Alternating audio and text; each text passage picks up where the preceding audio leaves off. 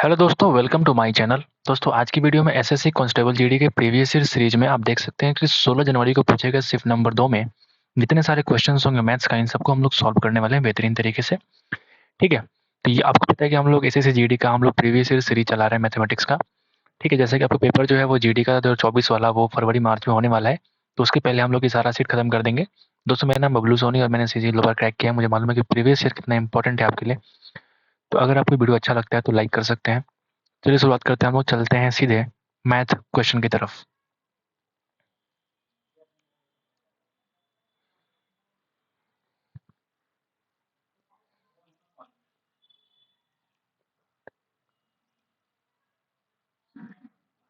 आप देख सकते हैं कि यहाँ से मैथमेटिक्स का सवाल आ चुका है। पहला सवाल बोलता है कि 2 इंटू ए प्लस बी। ठीक है, अगर ये वैल्यू एक एक के बराबर है तो आपको इसकी वैल्यू फाइंड आउट करनी है। तो क्या करेंगे, पहले हम लोग सीधे करेंगे क्रॉस मल्टीप्लीकेशन। तो आप देखेंगे बन जाएगा 2a plus B is equal to A plus 4b। आप एक काम करो, ए को एक साइड बी को एक साइड कर लो, यानी कि a इज इक्वल टू बन जाएगा आपका 3b के बराबर। मतलब मैं कह सकता हूँ कि a इज टू बी की वैल्यू कितनी है, 3:1 के बराबर।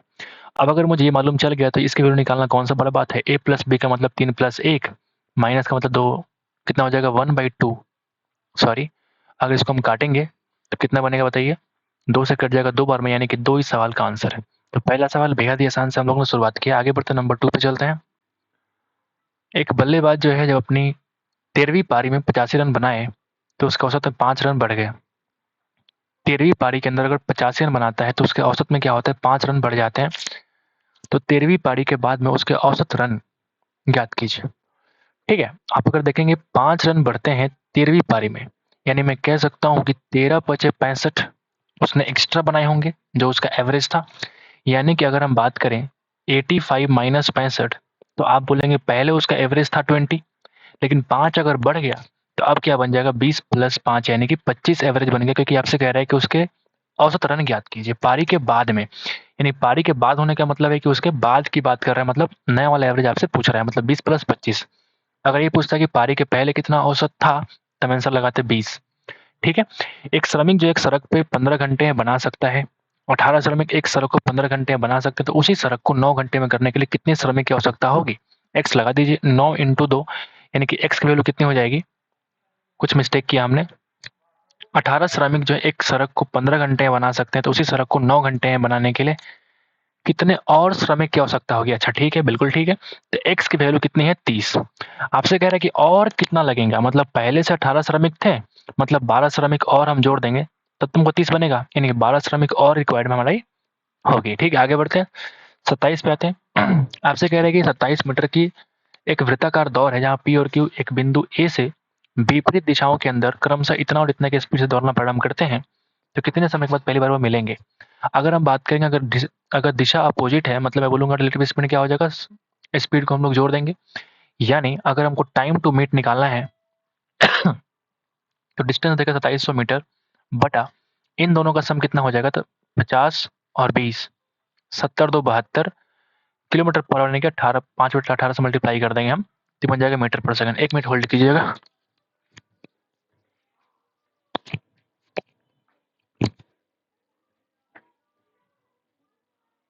हेलो, हाँ भैया बारिश बतिया हेलो, वो यही में फोन कर आओ तरफ है, ठीक है बतिया बारिश पानी दिल्ली में बात है नहीं। ठीक बा वो, ठीक बा कोनो बात नहीं कि जाएगा ना ना, सही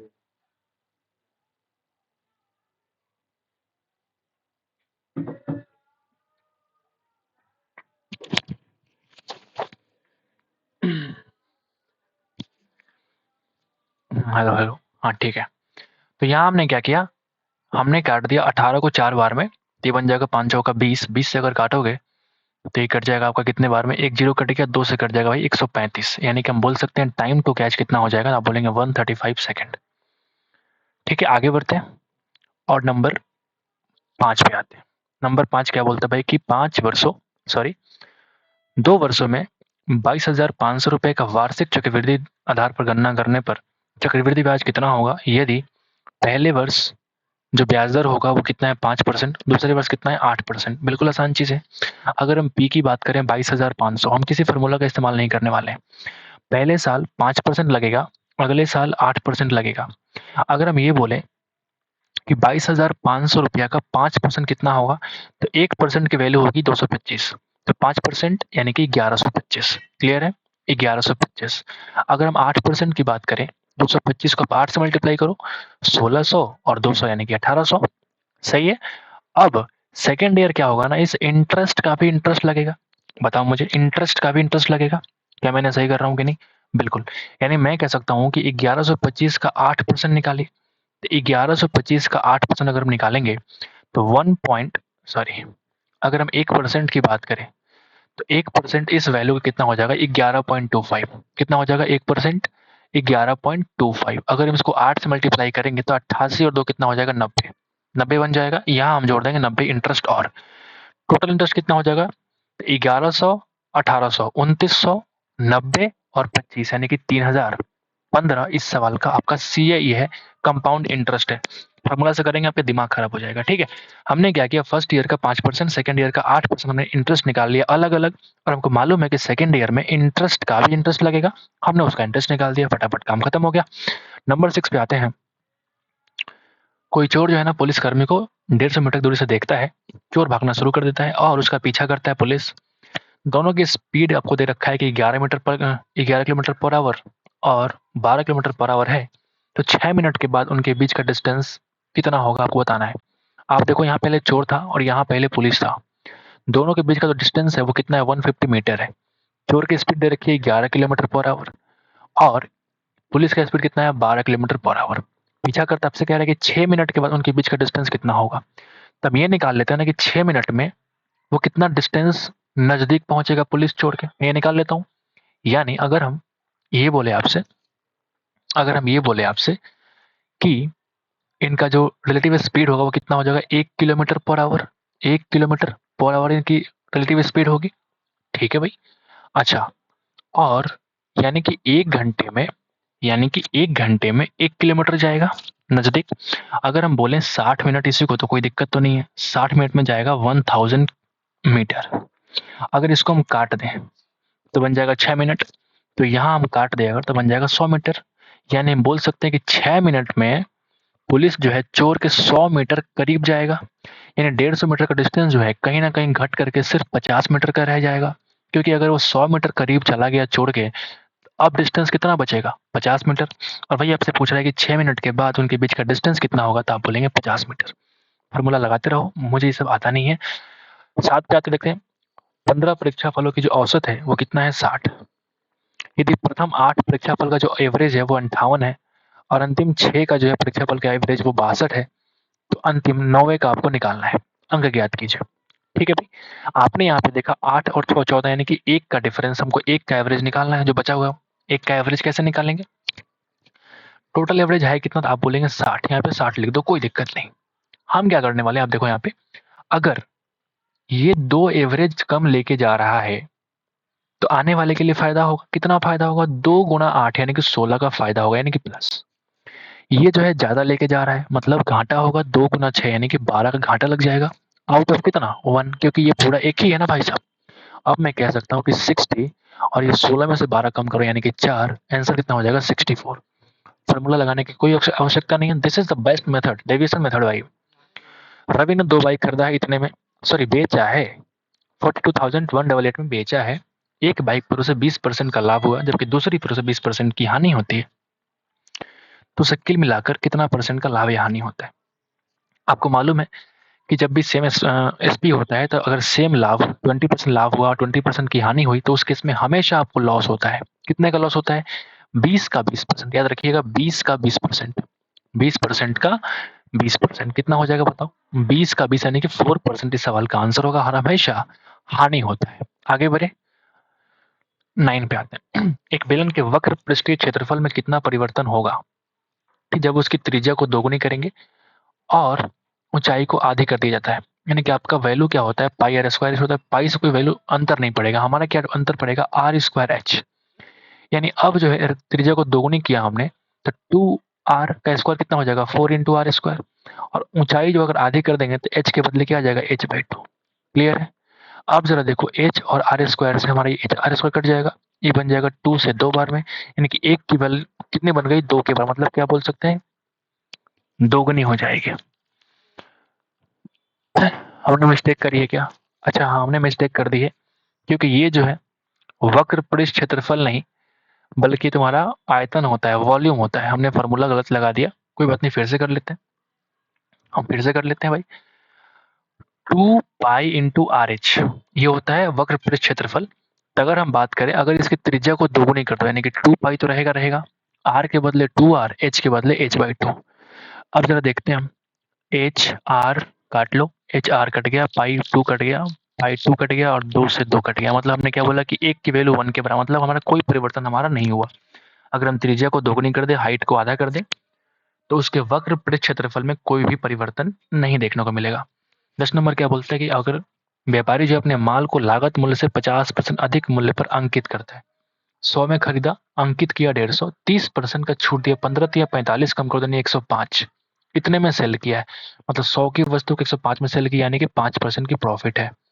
ऋषभ जो है 252 में 3 टी शर्ट के दाम पे कुछ टी शर्ट खरीदी है और उन्हें 200 में 5 टी शर्ट के दाम पे बेच दिया।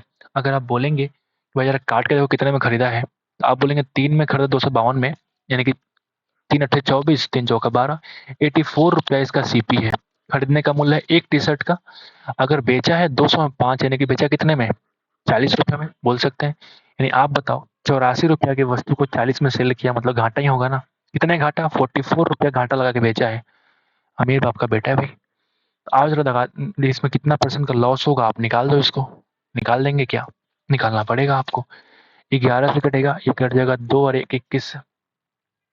अगर हम बोले 1100 बटा 21, 11 21 बचे 105, 5 जीरो 21 दूना 42, तो 52 पॉइंट समथिंग। एक ही ऑप्शन आपको दिख रहा है, ऑप्शन नंबर 2। तो ऑटोमेटिक यहाँ लगा दो, 52.4% का इसको लॉस हो गया। 4000 के 25, क्या बोलते हैं कि 4800 का 25% यानी कि 1/4 के 15% यानी कि 3/20 के 10% कितना होगा, यानी कि 1/10 कितना होगा। घटिया सवाल। 4 दूना 8 और 2 जीरो से 2 जीरो काट दिया, 8 छक 48, 6 3 18 इस सवाल का आंसर। आगे बढ़े। 30 पुरुष 25 वर्ष से अधिक आयु के हैं, मतलब मैंने बोला कि मेल की बात हो रही है। अगर 30% पुरुष ऐसे हैं जो कि 25 वर्ष से ज्यादा इसका उम्र है, ठीक है, 25 वर्ष से ज्यादा ही है, ठीक है, और 80% पुरुष ऐसे हैं जो कि 50 वर्ष से कम या उसके बराबर है, मतलब आप बोल सकते हैं कि 50 वर्ष से माइनस भी है और इक्वल भी है, दोनों है। मतलब सिंपल तरीके से कहो कि इसका लिमिटेशन क्या है, 50 वर्ष। सभी पुरुषों में ऐसा भी तो हो सकता है कि 50 वर्ष से ज्यादा वाले लोग भी हों, ठीक है। आप मुझे बताओ, अगर यहाँ पे आपसे कह रहा है कि 30% लोग 25 वर्ष से ज्यादा हैं और ये कह रहे हैं कि 50% से कम है, यानी कि यहाँ पे 50% से कम वाले में आप कह सकते हैं कि 25 वर्ष या 25 वर्ष से कम वाले लोग भी शामिल होंगे। यानी ये जो तुम्हारा दे रखा है, ये मुझे लगता है कि सुपरफ्लू, ऐसा मतलब कि बिना मतलब का दे रखा है, कोई फायदा इसका है नहीं, क्योंकि आपका सिर्फ इससे काम चल जाएगा कि 50 वर्ष या 50 वर्ष से कम वाले उम्र के लोग कितने हैं, 80%। मतलब मैं कह सकता हूँ कि 50 वर्ष से ज्यादा वाले लोग की उम्र कितनी है, 20%। क्लियर है। आगे बढ़ते हैं। सभी पुरुषों के अंदर 20% पुरुष फुटबॉल खेलते हैं, मतलब कह रहे हैं अगर पूरा की पूरा बात करी जाए तो 20% क्या है, पुरुष फुटबॉल खेलते हैं। यदि 50 वर्ष से अधिक आयु के 20% फुटबॉल खेलते हैं, ठीक है भाई। यदि 50 वर्ष से अधिक जो है 20% लोग फुटबॉल खेलते हैं, मतलब अगर मैं कहूँ आपसे कि इस 20% का 20% निकालोगे तो आप बोलोगे 4%। अगर 50 वर्ष से अधिक लोग हैं, यानी बच कितना गया, 16%। तो 16% इसका कितना बनेगा बताओ, तो आप बोलेंगे तो कितने परसेंट फुटबॉल खिलाड़ी 50 वर्ष से कम या उसके बराबर आयु के हैं, कितने परसेंट खिलाड़ी 50 वर्ष से कम या उसके बराबर आयु के हैं। 50 वर्ष से अधिक आयु के 20% फुटबॉल खेलते हैं। अच्छा, अच्छा, ठीक है भाई, तो सिंपल लॉजिक है, मुझे ये सब करने की आवश्यकता पड़नी ही नहीं चाहिए। आप देखो यहाँ पे ध्यान से, आप इस जब ये ऑप्शन ही कह रहा है कि पूरा 20% या 80% है और 20% 50 वर्ष से अधिक वाले लोग हैं, तो कहीं न कहीं 80% 50 वर्ष से कम वाले लोग होंगे। सो ये थोड़ा कन्फ्यूजिंग सवाल है, लेकिन this is the best method कि अगर ये 20% लोग 50 वर्ष से ज़्यादा फुटबॉल खेलने वाले हैं, तो 80% लोग ही क्या होंगे जो 50 वर्ष से कम खेलने वाले होंगे। लॉजिकल है। आगे बढ़ते हैं, नंबर कितने पे आते हैं दोस्तों? 14 पे आते हैं। ए और बी मिलकर किसी कार्य को 26 दिन के अंदर पूरा कर सकते हैं। ए और बी मिलकर किसी कार्य को 26 डेज में पूरा कर सकते हैं। ए अकेले इस काम को 52 दिन में कर सकता है। बी जो है 50% क्षमता पे कार्य करता है, तो ए और बी मिलकर कितना काम पूरा करेंगे, कितना दिन में? ठीक है। एलसीएम कितना हो जाएगा? 52। अगर एफिशिएंसी की बात करें मेरे भाई, तो कितना हो जाएगा बताओ? 26 दूना 52, 52 एकम 52। यानी कि अगर एक का ए है, दोनों का सम अगर 2 है, तो बी का भी 1 ही रहा होगा। आपसे कह रहा है कि ए और बी मिलकर काम करेंगे, लेकिन साथ-साथ ये भी कह रहा है कि बी जो है अपने 50% क्षमता पे ही काम करेगा। यानी बी अगर ए की एफिशिएंसी है, तो 0.5 से काम करेगा। अब इन दोनों को जोड़ दो आप, यानी कि 1.5 से कर दो डिवीज़न। आप देखोगे 104/3 दिन लगेगा इस काम को पूरा करने में। आसान था। आगे बढ़ते हैं, 15 पे आते हैं। एक कार खरीदने के लिए 2 वर्ष बाद 8 लाख रुपए की राशि की आवश्यकता है। एक बैंक में जमा की गई राशि पर 8% वार्षिक का ब्याज मिलता है। ठीक है भाई? 2 वर्ष बाद इतने राशि की आवश्यकता पड़ेगी आपको, और बैंक में अगर आपने कुछ पैसा जमा करेंगे, तो 8% का वार्षिक ब्याज मिलता है। तो आवश्यकता को पूरा करने के लिए बैंक में वर्तमान में कितना राशि जमा करना चाहिए, यदि वार्षिक रूप से चक्रवृद्धि किया जाता है, 2 वर्ष के बाद कितना हो जाएगा? मतलब मैं कहूँ अगर आपको कि 8% और 8% का हमको 2 साल का ब्याज लगाना पड़ेगा, ताकि 2 साल के बाद मुझे अमाउंट कितना मिल जाए, लगभग हमको 8 लाख रुपए मिले। तो आज हम कितना पूँजी निवेश करें? ये लॉजिक है। मतलब अगर मैं कहूँ आपसे कि 8 और 8 16% प्लस, या फिर अगर हम किसी और तरीके से बोलें किसी और तरीके से बोलें, तो हम ये सोच सकते हैं, देखो ज़रा, अगर पी की वैल्यू है, हमको 8% का ब्याज देगा। मतलब 1 साल अगर इसको 100 है वैल्यू, तो अगले साल क्या हो जाएगा? 108 मैं बोल सकता हूँ। लेकिन 2 साल की बात कर रहा, मतलब फिर से 100 की वैल्यू कितनी बनेगी? 108। अभी जो वैल्यू बनेगा उसका वैल्यू कितना आ रहा है? 8 लाख के बराबर। सोच सकते हैं भाई, बहुत बढ़िया। अब ज़रा काट लो, आंसर निकाल लो। तो ये देखेंगे 27 कट जाएगा, 27 गुना 27, और ये कट जाएगा 25 गुना 25। बोलिए ना, 25 गुना 25।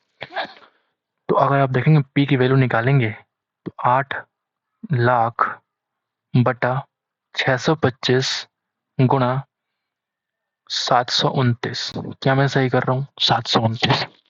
ठीक है, तो ये कैलकुलेशन है भाई। अगर कैलकुलेशन है, थोड़ा छोटा करने की कोशिश करते हैं। 125 से कटेगा 5 बार में, और 125 से 1000 कट जाता है 8 बार में। क्लियर है? 125 से 1000 कटता है 8 बार में। अगर हम 5 से फिर काटेंगे, तो 5 गुना 2। ठीक है भाई? ठीक है? ओके। यानी कितना बनेगा आपका? अगर मैं यहाँ पे 0 लगा दूँ, पहले 0, फिर देखो 16 गुना 9, यानी कि 144। कितना आ जाएगा? 14 दूना 32, और 14 कितना हो जाएगा भाई? 46, यानी कि 4। 16 गुना 7 यानी 112, और 4 116, और गुना ये 8 तो बाकी है, यानी कि 8 से और गुना करना बाकी है। ठीक है? कुछ मिस्टेक किया हमने?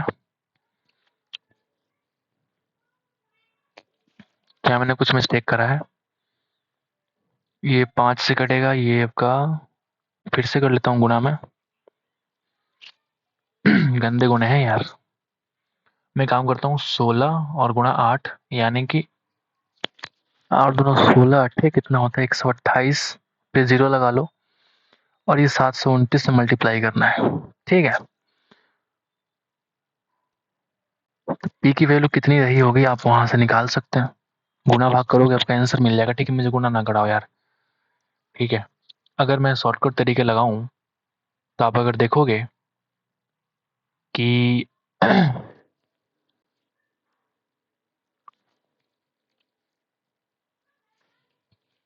8 लाख चक्रवृद्धि कितना किया जाता है?